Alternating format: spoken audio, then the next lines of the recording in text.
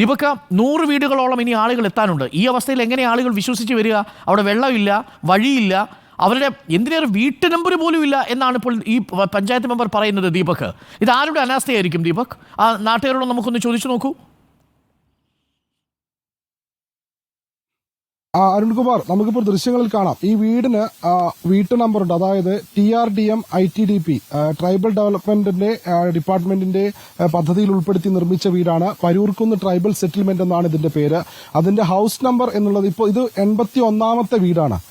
139 വീടുകൾ നിർമ്മിച്ചതിൽ 30 വീടുകളിൽ മാത്രമേ ആളുകൾ ഉള്ളൂ. ബാക്കിയുള്ള 109 വീടുകളും വാസയോഗ്യമാണ്. പക്ഷേ ആ ഭാഗത്തേക്ക് ആളുകൾ എത്താത്തത് ഇതിവിടെ ഒരു വഴിയും വെള്ളത്തിന്റെയും പ്രശ്നം കൊണ്ടാണ്. നമുക്ക് ദൃശ്യങ്ങളിൽ കാണാം ഇവരുടെ വീടുകൾക്ക് മുമ്പിലുള്ള ഈ പൂന്തോട്ടവും കൃഷിസ്ഥലവും ഒക്കെ ഇവർ എത്ര ഭംഗിയായാണ് പരിപാലിക്കുന്നതെന്ന്. അത് വലിയൊരു മാതൃക തന്നെയാണ്. പക്ഷേ ഈ പുനരധിവസിപ്പിക്കുന്നവരെ ഇത്തരത്തിൽ കഷ്ടപ്പെടുത്തുന്നത് വലിയ ഒരു സങ്കടകരമായ കാര്യം തന്നെയാണ്. ഇവിടെ പ്രദേശവാസികളുണ്ട്. ചേട്ടാ, ഇവിടെ ഈ കുഴൽക്കിണർ അടിച്ചപ്പോൾ വെള്ളം കിട്ടിയില്ല. എന്താ ഇവർക്ക് ഈ വെള്ളം കിട്ടാതായ ഒരു പ്രശ്നം? ഒരു ബോർ അടിച്ചിട്ടുണ്ടായിരുന്നു. പക്ഷെ ആ ബോർ അടിച്ചിട്ട് ബോറിൽ വെള്ളം ഇതുവരെ കിട്ടിയില്ലെന്നാണ് പറയുന്നത്. പിന്നെ വേറെ വെള്ളത്തിന്റെ പ്രശ്നം ഇവര് വന്ന് പരിഹരിക്കാൻ വേണ്ടി വന്നിട്ട് ഇവിടുന്ന് വന്നിട്ട് ഇതുവരെ ഇതിനായിട്ടുള്ള ഞങ്ങള് കുറെ ശ്രമിച്ചു. ഇപ്പോ നാളെ ശശിചേട്ടൻ വന്നിട്ട് പറയണ്ടേ, നമ്മുടെ CPMന്റെ ശശിചേട്ടൻ വന്ന് 1,20,00,000 രൂപ പാസ്സായിട്ടുണ്ടെന്ന് പറഞ്ഞു. പക്ഷെ അത് മഴ കാരണം കുറച്ച് വൈകിപ്പോയത്, ഇങ്ങോട്ട് വണ്ടി കയറാത്ത കാരണം.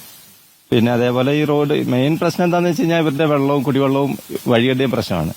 പിന്നെ ഇതേപോലെ ആ താഴത്തെ വീട്ടിൽ ഒരു കുട്ടി വീൽ ചെയറിലാണ് താമസിക്കുക. അതിന് ഹോസ്പിറ്റലിൽ കൊണ്ടുപോകാനാണെങ്കിൽ തീരെ ബുദ്ധിമുട്ടാണ്. വണ്ടിയൊക്കെ വിളിച്ചാൽ എത്തുമോ? വണ്ടി വരുമോ? വണ്ടി വരൂല, അതാണ് ഏറ്റവും വലിയ പ്രശ്നം. മഴ പെയ്ത് കഴിഞ്ഞാൽ മഴയില്ലെങ്കിൽ എങ്ങനെയെങ്കിലുമൊക്കെ കയറി പോരും. മഴ പെയ്ത് കഴിഞ്ഞാൽ വണ്ടി തീരെ പോരുമില്ല. അതായത് പ്രദേശവാസി പറയുന്നത് പോലെ അടിസ്ഥാന സൗകര്യങ്ങളൊന്നുമില്ലാതെ വീടുകൾ നിർമ്മിച്ചു, വാസയോഗ്യമായ രീതിയിൽ പണി പൂർത്തീകരിച്ചു. പക്ഷേ റോഡിന്റെ പണി പൂർത്തീകരിച്ചില്ല. അതുപോലെ തന്നെ വെള്ളത്തിനും ഇവർ വല്ലാത്ത രീതിയിൽ ബുദ്ധിമുട്ടുകയാണ്.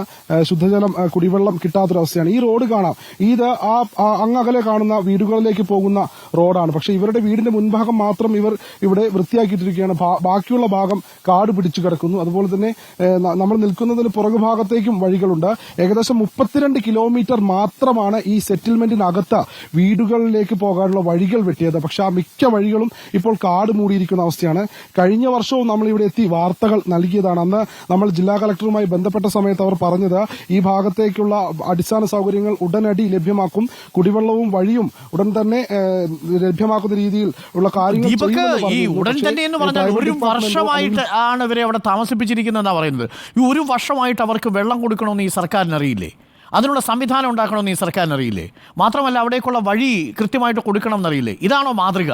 അവർ 30 പേരാണ്. അവർക്ക് ചോദിക്കാനും പറയാനും അറിയില്ല. നമ്മളടക്കമുള്ളവർ തന്നെ നേരത്തെ വാസയോഗ്യമല്ലാത്ത വീടുകളെക്കുറിച്ച് പറഞ്ഞു. ഇപ്പോഴീ അന്വേഷിച്ചെത്തുമ്പോഴാണ് ഈ സ്ഥലത്ത് 100ഓളം വീടുകൾ ഒഴിഞ്ഞു കിടപ്പുണ്ട്. ഈ വീടുകൾ തന്നെ ഏറ്റവും മേപ്പാടി പഞ്ചായത്തിൽ തന്നെയാണെന്നുള്ളതാണ് ഏറ്റവും പ്രധാനപ്പെട്ട കാര്യം. അതുകൊണ്ട് ഈ വീടുകൾ ഇപ്പോൾ ഉപയോഗിക്കുക എന്നതാണ് നമുക്ക് സർക്കാരിനോട് പറയാനുള്ളത്. അത് ഈ താൽക്കാലിക പുനരധിവാസത്തിന് 109 വീടുകൾ ഒരുമിച്ച് കിട്ടുകയാണ്. ആ വീട് തുറന്നു കൊടുക്കണം. പക്ഷേ പ്രശ്നം എന്താ? അവിടെ വെള്ളമില്ല. ഈ കഴിഞ്ഞ 1 വർഷമായിട്ട് ഈ 30 ആദിവാസി കുടുംബങ്ങൾ ഇതേപോലെ താഴെ പോയി വെള്ളമെടുത്ത് ചുമന്നുകൊണ്ടുവന്ന് ജീവിക്കുന്ന അവസ്ഥയിലാണ്. ആദിവാസി വിഭാഗങ്ങളാകുമ്പോൾ അവർക്ക് ചോദിക്കാനും പറയാനും ആരുമില്ലല്ലോ എന്നൊരു തോന്നൽ സ്വാഭാവികമായിട്ടും ഉണ്ടാവും. ITDP പ്രോജക്റ്റിൽ വെച്ചു കൊടുത്ത വീട് വെച്ചു കൊടുത്ത് തിരിഞ്ഞു നോക്കാതെ പോയി, ഒരു ബോർഡും വെച്ചിട്ട് പോയി. അതിനപ്പുറത്തേക്ക് ഒന്നും അവിടെ നടന്നിട്ടില്ലെന്നാണ് വാർഡ് മെമ്പർ നമ്മളോട് പറയുന്നത്. എന്തിനേറെ മിനിമം അല്ലേ ഈ കെട്ടിടത്തിൻ്റെയൊക്കെ പ്ലാൻ പഞ്ചായത്തിൽ കൊടുക്കണ്ടേ? പഞ്ചായത്തിൽ കൊടുത്തൊരു വീട്ടു നമ്പർ ഇടണ്ടേ? ഇതൊക്കെ ചെയ്യേണ്ടത് ആരാണ്? അവിടുത്തെ ഉത്തരവാദിത്തപ്പെട്ട ഉദ്യോഗസ്ഥന്മാരും ആ ഉദ്യോഗസ്ഥരെ കൊണ്ട് ചെയ്യിക്കേണ്ടതും ബന്ധപ്പെട്ട വകുപ്പ് മന്ത്രിമാരുമല്ലേ? ഇത് ചെയ്യാതെ പോകുന്നത് എന്തുകൊണ്ട് എന്നൊരു ചോദ്യം നമ്മുടെ മുന്നിലുണ്ട്. പുനരധിവാസത്തിൻ്റെ ഒരു അനാസ്ഥയുടെ നേർചിത്രമാണ് പ്രിയപ്പെട്ട പ്രേക്ഷകരെ നമ്മൾ നിങ്ങളുടെ മുന്നിലേക്ക് വയ്ക്കുന്നത്. എന്താണ് ഇവിടെ സംഭവിച്ചത്? നത്തംകുനിയിലെ പുനരധിവാസ കേന്ദ്രത്തിൽ സംഭവിച്ചത് എന്താണ് എന്നുള്ളത് വിശദമായി പഠിക്കണം. അത് അട്ടപ്പാടിയിലെ കമ്മീഷൻ അടിക്കുന്നത് പോലുള്ള പരിപാടിയാണെങ്കിൽ അത് തീർച്ചയായിട്ടും പൊതുസമൂഹത്തിൻ്റെ മധ്യത്തിൽ നമ്മൾ തുറന്നു കൊണ്ടുവരിക തന്നെ ചെയ്യും. ദീപക്, നമുക്കിത് ഒരു അന്വേഷണ വിഷയമായി തന്നെ എടുക്കാം.